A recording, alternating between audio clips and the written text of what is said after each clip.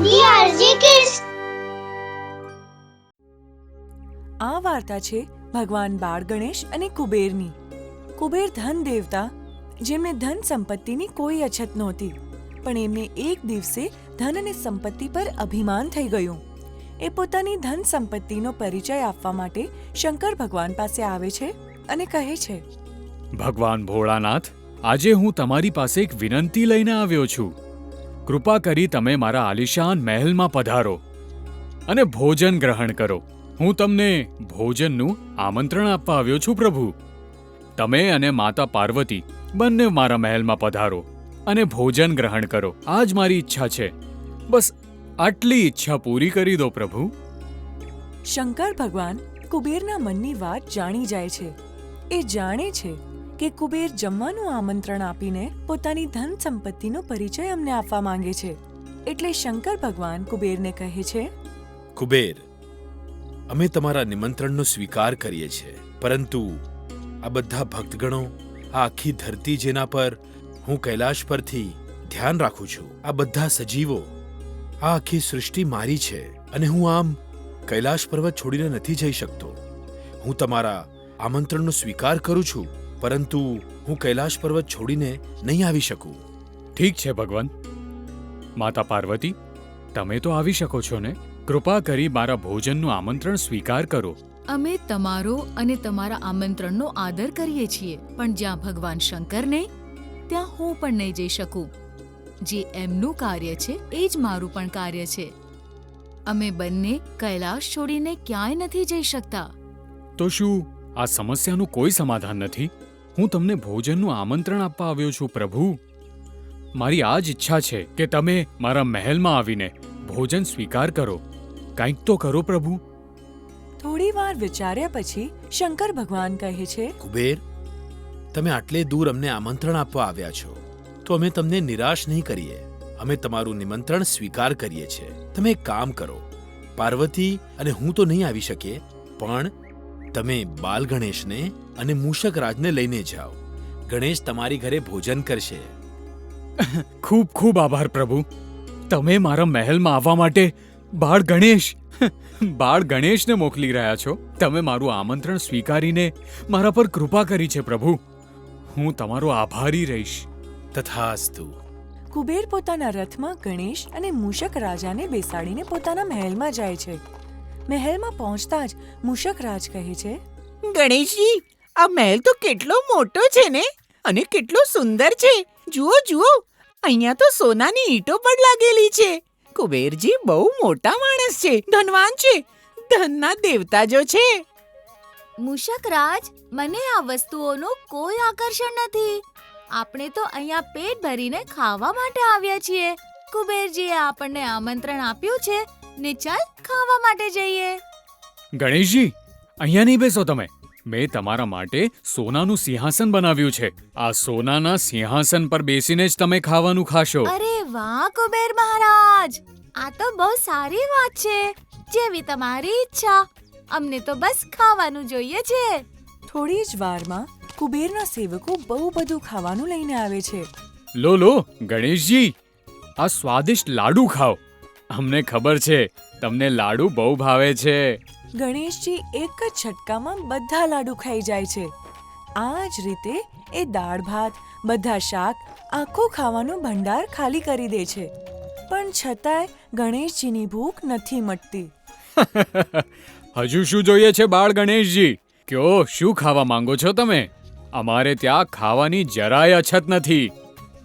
કુબેર જેમ આવું કહે છે, બાળ ગણેશ એમની મનની વાત જાણી જાય છે. એ મનોમન કહે છે, અચ્છા, તો આમ વાત છે. આટલું અભિમાન પોતાની સંપત્તિ પર? હવે આમને પાઠ ભણાવવો પડશે. કુબેરજી, હજુ સુધી તો મારું પેટ બિલકુલ ભરાયું જ નથી. મને હજી ભૂખ લાગી છે. બીજું કંઈ ખાવાનું લાવવામાં આવે? હા, બિલકુલ. ગણેશજી, તમારા માટે હજુ ખાવાનું મંગાવું છું. તમે કુબેરના મહેલમાં છો, કુબેરના મહેલમાં. અહીંયા કોઈ વસ્તુની જરાય અછત નહીં થાય. સેવક, કોણ છે ત્યાં? ગણેશ માટે હજુ ભોજનની વ્યવસ્થા કરો. મહેલનો આખો ભંડાર ખાલી થઈ જાય છે. બધું અનાજ ખાલી થઈ જાય છે. બધા સાથીઓ પરસેવે રેબઝેબ થઈ જાય છે. જમવાનું બનાવીને એ કંટાળી જાય છે. છેવટે આવીને એ કુબેરજીને કહે છે, મહારાજ કુબેર, અનાજનો ભંડાર ખલાસ થઈ ચૂક્યો છે. આખો ભંડાર ખલાસ થઈ ગયો છે. હવે શું કરીએ? જાઓ, જઈને ગામમાંથી બધું અનાજ ઉપાડીને લાવો. સાક્ષાત ગણેશજી આપણા ઘરે ભોજન કરવા આવ્યા છે. એમને કોઈ વસ્તુ ઓછી ના પડવી જોઈએ. મારા રાજ્યમાં બહુ બધું ધન છે, ઘણું બધું અનાજ છે. જાઓ, લઈને આવો અને ગણેશજી માટે હજુ ભોજન તૈયાર કરો. કુબેર જેટલું લાવતા હતા બધું ભોજન ગણેશ પતાવી નાખતા હતા. છતાંય ગણેશજીની ભૂખ શમી જ નહોતી રહી. કુબેર મહારાજ, જલ્દી લાવો ને, મને બહુ જોરથી ભૂખ લાગી છે. નહીં તો હું અહીંયાની બધી વસ્તુઓ ખાઈ જઈશ. જોતામાં ગણેશ ત્યાંના બધા જ સોનાના સિંહાસનો, ખુરશીઓ, મહેલની નાની મોટી વસ્તુઓ, વાસણો બધું ગળી જાય છે. છતાંય એમની ભૂખ નથી શમતી. છેવટે આખો મહેલ ખાલી થઈ જાય છે અને એ કુબેરજીને કહે છે, મારી ભૂખ તો શમે જ નથી રહી કુબેરજી. જો તમે મારી ભૂખ શમાવી નહીં શકો તો હું તમને પણ ખાઈ જઈશ. જલ્દીથી કંઈ ખાવાનું મંગાવો, નહીં તો હું તમને ખાઈ જઈશ. હે ભગવાન, આ શું થઈ રહ્યું છે? ગણેશજીની ભૂખ તો શમી જ નથી રહી. લાગે છે મારાથી કોઈ ભૂલ થઈ ગઈ છે. ચોક્કસ આનો ઉપાય તો સાક્ષાત ભગવાન શંકર જ બતાવી શકે છે. ગણેશજી, હું હમણાં જ આવ્યો. તમારા માટે કંઈક ખાવાનું લઈને આવું છું. હા, તમે શાંત થઈ જાઓ ગણેશજી. કુબેર પોતાનો રથ કાઢીને સીધા કૈલાશ પર્વત પર પહોંચે છે અને ભગવાન શંકરજીને કહે છે, હે ભગવાન, મારાથી કઈ ભૂલ થઈ ગઈ છે. મને ખાઈ જવાની ધમકી આપી રહ્યા છે ગણેશજી. મેં તો આખો ભંડાર ખાલી કરી દીધો, આખા ગામનો ભંડાર ખાલી કરી દીધો, પણ ગણેશજીની ભૂખ છે કે શમી જ નથી રહી. તમે મને બચાવી લો પ્રભુ, નહીં તો ગણપતિ મને ખાઈ જશે. કુબેર, તમે તો ધનના દેવતા છો. તમે બધાને ધન વહેંચો છો. પણ મેં તમારા મનની વાત વાંચી લીધી હતી. તમે તમારી સંપત્તિનો દેખાડો કરવા માટે અમને આમંત્રણ આપવા આવ્યા હતા. અમે બાળ ગણેશને મોકલી આપ્યા અને એનો જ દંડ અત્યારે તમને મળી રહ્યો છે. તમને તમારી સંપત્તિનું અભિમાન થઈ ગયું હતું, ઘમંડમાં ચૂર થઈ ગયા હતા. હવે ઈચ્છો તો તમારી બધી સંપત્તિ દાવ પર લગાવી દો. ગણેશની ભૂખ તમે શાંત નહીં કરી શકો. આ તો થવાનું જ હતું.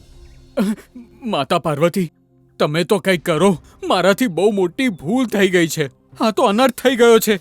અભિમાનમાં ડૂબીને મારું અભિમાન મને ખાઈ જશે. હા, મને નહોતી ખબર. મારાથી ભૂલ થઈ ગઈ છે. હવે ક્યારે જીવનમાં આવો દુસ્સાહસ નહીં કરું. આ સંપત્તિનો સાચો ઉપયોગ કરીશ બધાની મદદ કરવા માટે, અને હું મારી સંપત્તિનું પ્રદર્શન કરવા માટે જ તમને આમંત્રણ આપવા આવ્યો હતો. મને માફ કરી દેજો માતા પાર્વતી, મને બચાવી લો. માતા પાર્વતી કુબેરજીને એક વાટકી ભાત બનાવીને આપે છે અને કહે છે, તમે આ જઈને ગણેશજીને આપી દો. પણ માતા, શું આ એક વાટકી ભાતથી ગણેશજીની ભૂખ શમી જશે કે? અમે જેમ કહ્યું છે તેમ જ કરજો. માતા પાર્વતી દ્વારા બનાવેલા એક વાટકી ભાતને લઈને કુબેર પાછા મહેલમાં આવે છે અને ગણેશજીના હાથમાં એ એક વાટકી ભાત આપી દે છે. એને ખાતા જ બાળ ગણેશ કહે છે, અરે, આ તો બહુ સ્વાદિષ્ટ છે. મારું તો પેટ જ ભરાઈ ગયું. હવે મને બીજું કંઈ નથી જોઈતું. બહુ ઊંઘ આવી રહી છે. આટલા બધા પકવાનો ખાધા, પણ આ ભાત જેવો સ્વાદ તો કશામાં નહોતો. આનાથી તો મારી આત્મા સંતોષાઈ ગઈ છે. મારી ભૂખ શમી ગઈ છે. કુબેરજી, હવે અમારે નીકળવું જોઈએ. કુબેર સમજી જાય છે કે મમતાથી બનાવેલો પાર્વતી માતાનો ભાત ગણેશજીની ભૂખ શમાવી શક્યો, જે મારી બધી સંપત્તિ પણ ન કરી શકી. મને માફ કરી દો ગણેશજી. મને મારી સંપત્તિ પર અભિમાન થઈ ગયું હતું.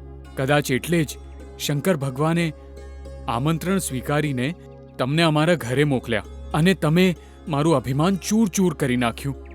મને મારી સંપત્તિ પર અભિમાન થઈ ગયું હતું. આજ પછી હું ક્યારે અભિમાન કે ઘમંડ નહીં કરું. ગણેશજી એમનો આભાર માનીને પોતાના ઘરે કૈલાશ પર પાછા જતા રહે છે. હે માતા, આજે જો મને તમારો એક વાટકી ભાત ન મળત તો પછી હું તો કુબેરને જ ગળી જાત. હા હા ગણેશ, તે પિતા અને માતાના મનની વાતને બરાબર ઓળખી લીધી અને કુબેરના અભિમાનને તોડી નાખ્યું. હવે કુબેર ક્યારેય આવું નહીં કરે. અને આ રીતે ગણેશજી કુબેરના અભિમાનને તોડી દે છે. હંમેશા આપણે ધન સંપત્તિનો ઉપયોગ બીજાની મદદ માટે કરવો જોઈએ, પોતાની સંપન્નતાને બતાવવા માટે બિલકુલ ન કરવો જોઈએ.